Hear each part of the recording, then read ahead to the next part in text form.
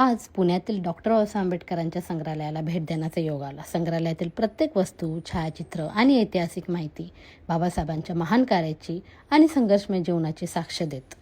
ज्ञान, प्रेरणा, इतिहासाचा अनमोल ठेवा असलेले हे ठिकाण प्रत्येकाने आयुष्यात एकदा तरी पाहावे. डॉक्टर बाबासाहेब आंबेडकरांचे विचार, त्यांचे शिक्षणाचे योगदान आणि सामाजिक परिवर्तनासाठीची त्यांची अथक मेहनत जाणून घेताना मन अभिमानाने भरून आले. हे संग्रहालय केवळ एक पर्यटन स्थळ नसून प्रेरणेचे अखंड स्रोत आहे. मला तरी असं वाटते, आयुष्यात एकदा तरी या संग्रहालयाला प्रत्येकाने भेट देऊन जरूर यावे.